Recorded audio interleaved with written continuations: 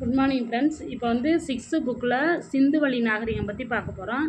அதாவது சிந்துவெளி நாகரிகம்ன்றது 4 நதிக்கரைகளை உள்ளடக்கியது. ஃபஸ்ட்டு மெசபடோமிய நாகரிகம், சிந்துவெளி நாகரிகம், எகிப்து நாகரிகம், சீன நாகரிகம். மெசபடோமியா நாகரிகம்னு எடுத்துக்கிட்டால் இது கிமு 3500 to 2000. சரியா? சிந்துவெளி நாகரிகம் எடுத்துக்கிட்டால் 3300 to 1900. மெசபடோமியா நாகரிகம் வந்து 3500 to 2000 வரை கால அளவு. சிந்துவெளி நாகரிகம் எடுத்துக்கிட்டால் 33 ஞாபகம் வச்சுக்கோங்க, 3300 to 1900. எகிப்து நாகரிகம்னு எடுத்துக்கிட்டால் 3100 1100, 3100 to 1100. சீன நாகரிகம்னு எடுத்துக்கிட்டால் 1700 1122. இப்போ 4 நாகரிகங்கள் பற்றி பார்த்தோம். மெசபடோமியா, சிந்துவெளி நாகரிகம், எகிப்து நாகரிகம், சீன நாகரிகம். மெசபடோமியா நாகரிகம் கால அளவு என்ன? 3500 to 2000. சிந்துவெளி நாகரிக கால அளவு என்ன? 3300 to 1100. எகிப்து நாகரிகம் வந்து 3100 1100.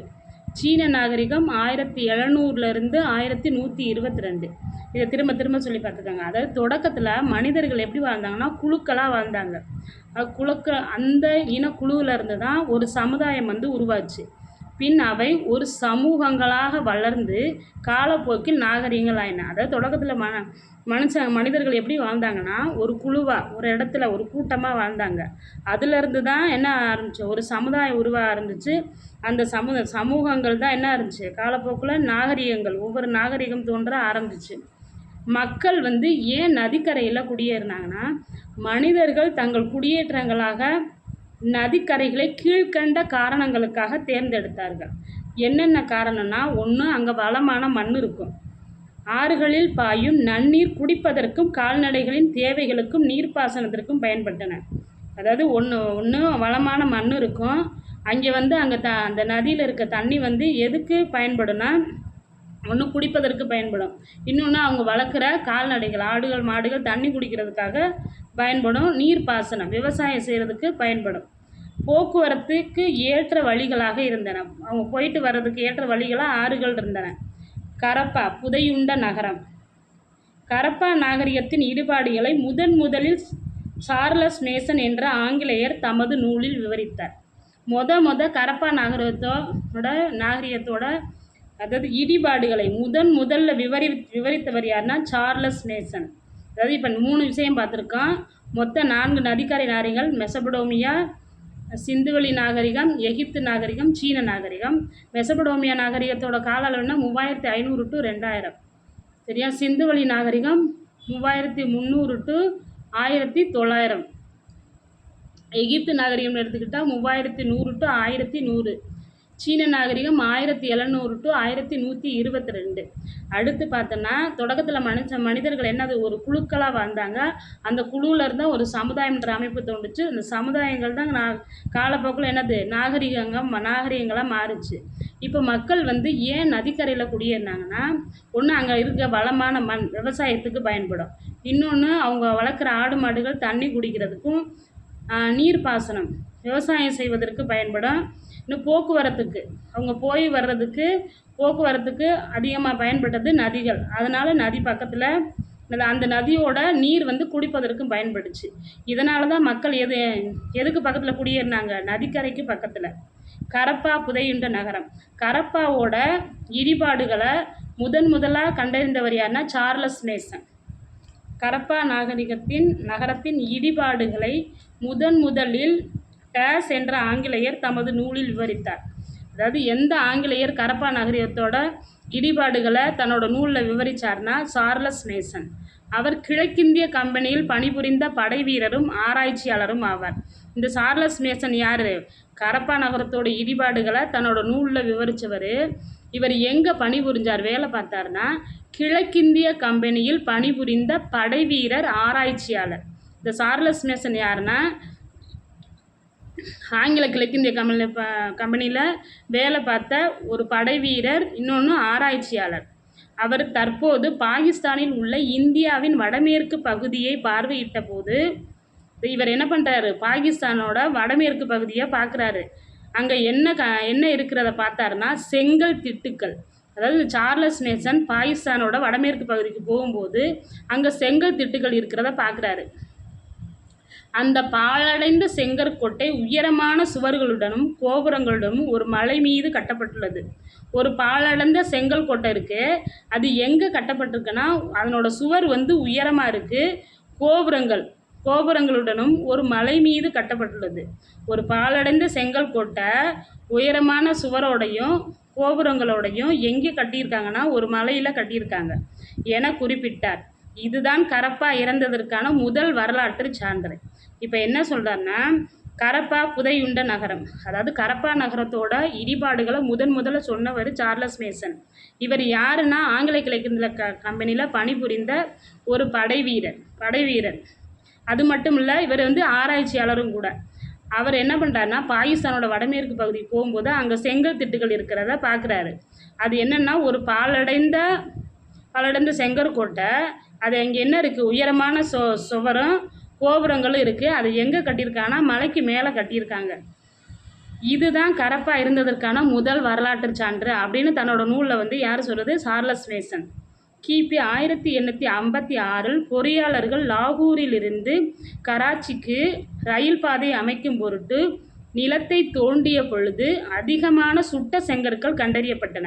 இப்போ சார்லஸ் மேசனுக்கு அப்புறம் சுட்ட செங்கலை யார் பார்க்குறான்னா, அதாவது பொறியாளர் என்ஜினியர் எங்கே லாகூர்லேருந்து கராச்சிக்கு ரயில் பாதைக்காக தோன்றுறாங்க.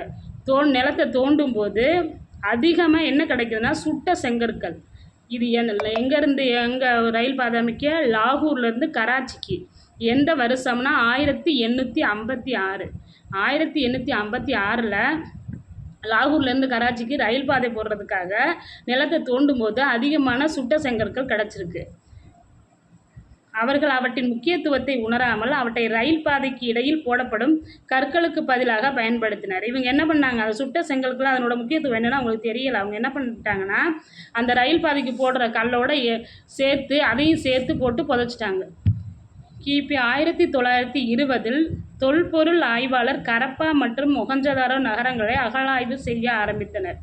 இந்த தொல்பொருள் ஆய்வாளர்கள் கரப்பா மொஹஞ்சதாரோ நகரங்களை எப்போ அகழாய்வு செய்ய ஆரம்பித்தாங்கன்னா 1920. கிபி 1920. இப்போ என்ன சுருக்கமாக நான் சொல்லிடுறேன். அதாவது முதல் நாகரிகம், நதிக்கரை நாகரிகம்னா மெசபடோமியா, சிந்துவெளி, எகிப்து, சீன நாகரிகம். மெசபடோமியா நாகரிகம் எடுத்துக்கிட்டால் 3500 to 2000. சிந்துவெளி நாகரிகம் 3300 to 1900. எகிப்து நாகரிகம் எடுத்துக்கிட்டால் 3100 to 1100. சீன நாகரிகம் எடுத்துக்கிட்டால் 1700 1122. இப்போ மக்கள் ஏன் நதிக்கரையில் குடியேறினாங்கன்னா, அங்கே வளமான மண் இருந்துச்சு. இங்கேருந்து தண்ணி அவங்களோட விவசாயத்துக்கு பயன்பட்டுச்சு, குடிக்க பயன்பட்டுச்சு, முக்கியமாக போக்குவரத்து போக பயன்பட்டுச்சு. இப்போ கரப்பா ஒரு புதையுண்ட நகரம். அந்த நகரத்தோட இடிபாடுகளை பற்றி தன்னோட நூலில் சொன்னவர் யாருன்னா சார்லஸ் மேசன். இந்த சார்லஸ் மேசன் எங்கே வேலை பார்த்தவர்னா ஆங்கில கிழக்கிந்திய கம்பெனியில். அது மட்டும் இல்லை, அவர் ஒரு ஆராய்ச்சியாளர். இவர் என்ன பண்ணுறாரு, பாகிஸ்தானுக்கு போகிறாரு. பாகிஸ்தானுக்கு போகும்போது பாகிஸ்தானோட வடமேற்கு பகுதிக்கு போகும்போது அங்கே என்ன பார்க்குறாரு, செங்கல் திட்டுகள் இருக்கிறத பார்க்குறாரு. அது மட்டும் இல்லாமல் ஒரு மலை மேலே உயரமான சுவரோடையும் கோபுரங்களோடையும் ஒரு பாலடைஞ்ச ஒரு செங்கற்கோட்டையை பார்க்குறாரு. சரியா, இதுதான் கரப்பா இருந்ததற்கான முதல் வரலாற்று சான்று. இதை சொன்னவர் யாருன்னா சார்லஸ் மேசன். அதுக்கப்புறம் என்ன பண்ணுறாங்கன்னா 1856 லாகூர்லேருந்து கராச்சிக்கு ரயில் பாதை போடுறதுக்காக நிலத்தை தோன்றுறாங்க. அப்போ சுட்ட செங்கற்கள்லாம் கிடைக்குது. அந்த செங்கற்களோட முக்கியத்துவத்தை அறியாத அந்த தொழிலாளர்கள், அதாவது பொறியாளர்கள், என்ஜினியர்ஸ் தானே ரயில் பாதை போடுறதுக்கு தோண்டுவாங்க. அப்போ அது என்ன, அது சுட்ட செங்கற்கள் என்னன்னே தெரியல அவங்களுக்கு. அதனால் என்ன பண்ணிட்டாங்க, ரயில் பாதை போடும்போது அந்த சுட்ட செங்கற்களையும் எல்லாத்தையும் சேர்த்து அந்த ரயில் பாதை அமைச்சிட்டாங்க. அடுத்து என்னென்னா, எப்போ கரப்பாவையும் மொஹஞ்சதாரோவையும் அகழாய்வு செய்ய ஆரம்பிக்கிறாங்கன்னா கிபி 1920. யார், தொல்பொருள் ஆய்வாளர்கள் கரப்பா மற்றும் மொஹஞ்சதாரோ நகரங்களை அகழாய்வு செய்ய ஆரம்பித்தனர். அப்பொழுது நீண்ட நாள் மறைந்து கிடந்த நகரத்தின் எஞ்சிய பகுதிகளை உலகின் பார்வைக்கு கொண்டு வந்தார்கள். எப்போ ஆராய்ச்சி செய்ய ஆரம்பிக்கிறாங்கன்னா கிபி 1920. நீண்ட நாள் புதைந்து கிடந்த நகரத்தோட எஞ்சிய பகுதிகளை என்ன பண்ணுறாங்க, இந்த உலகத்தோட பார்வைக்கு அந்த தொல்பொருள் ஆய்வாளர்கள் கொண்டு வராங்க. எப்படி? தன்னோட ஆராய்ச்சி மூலமாக. அப்போ கரம்பா மற்றும் மொஹஞ்சதாரோ இடிபாடுகளை ஆய்வு செய்ய தொல்பொருள் ஆய்வாளர்கள் ஆரம்பித்த ஆண்டு வந்து கிபி 1920. 1924 இந்திய தொல்பொருள் ஆய்வுத்துறையின் இயக்குனர் ஜான் மார்ஷல் கரப்பாவிற்கும் மொஹஞ்சதாரோவிற்கும் இடையே பொதுவான அம்சங்கள் இருப்பதை கண்டறிந்தார். 1924 என்ன பண்ணுறாரு, ஜான் மார்ஷல் என்ன பண்ணுறாருன்னா, கரப்பாவிற்கும் மொஹஞ்சதாரோவிற்கும் இடையே பொதுவான அம்சங்கள் இருப்பதை கண்டறிந்தார். இப்போ ஒரு கொஸ்டின் கேட்பாங்க, அதாவது கரப்பாவிற்கும் மொஹஞ்சதாரோவுக்கும் இடையே பொதுவான அம்சங்கள் இருப்பதை கண்டறிந்தவர் யார் அப்படின்னு கேட்டால் ஜான் மார்ஷல். எந்த வருஷம்னா 1924. கரப்பாவிற்கும் மொஹஞ்சதாரோவிற்கும் பொதுவான அம்சங்கள் இருப்பதை கண்டறிந்தவர் யார்? John Marshall 1924. அவை இரண்டுமே ஒரு பெரிய நாகரிகத்தைச் சேர்ந்த வெவ்வேறு பகுதிகள் என்ற முடிவுக்கு வந்தார். அதாவது கரப்பாவும் மொஹஞ்சதாரோவும் அங்கே வந்து ஒரு பெரிய நாகரிகம் இருந்துச்சு, ஆனால் ஒரு பெரிய நாகரிகத்தைச் சேர்ந்த 2 வெவ்வேறு பகுதிகள்னு சொன்னார்.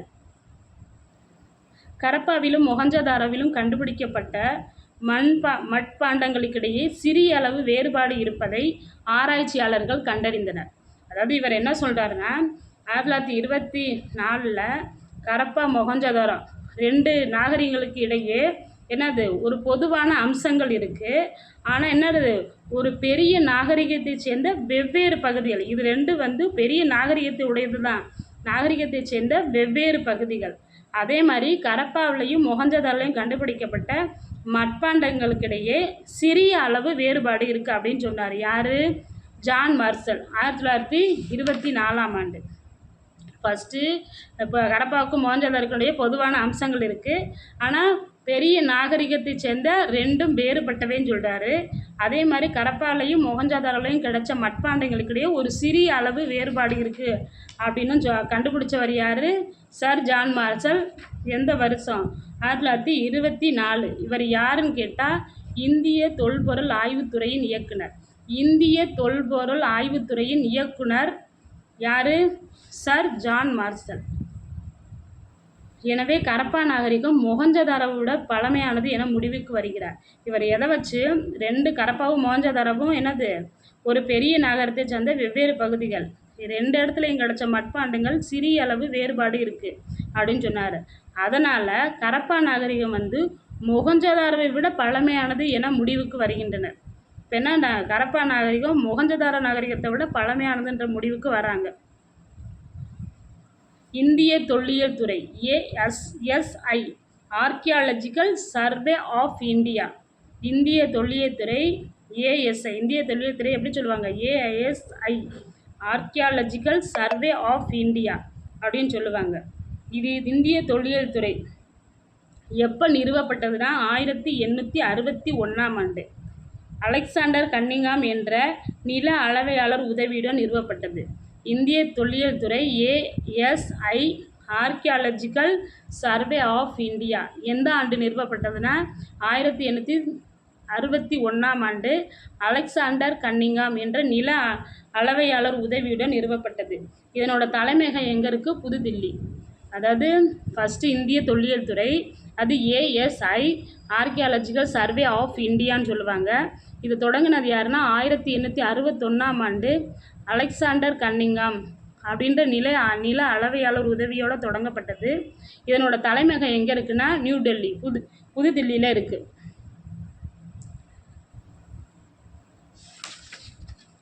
நாகரிகம் என்ற சொல் பண்டைய லத்தீன் மொழி சொல்லான ஸ்விஸ் என்பதிலிருந்து வந்தது. அதாவது நாகரிகம்ன்ற சொல் எந்த மொழி சொல்லிலிருந்து வந்ததுன்னா ஸ்விஸ் என்ற லத்தீன் மொழி சொல்லிலிருந்து வந்தது. ஸ்விஸ் என்பதிலிருந்து வந்தது. இந்த ஸ்விஸ் என்ற சொல்லுக்கு பொருள் என்னென்னா நகரம்.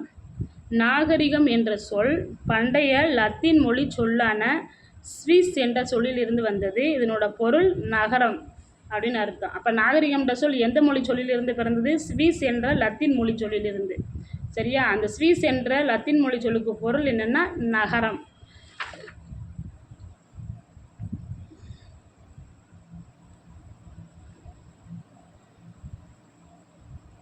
மீதி பகுதியை வந்து நாளைக்கு பார்ப்போம், இதனோட தொடர்ச்சியை. இது வந்து 6ஆம் வகுப்பு புத்தகத்தோட சிந்துவெளி நாகரிகம் குரூப் 4 குரூப் 2க்கு தேவையான பாடம்.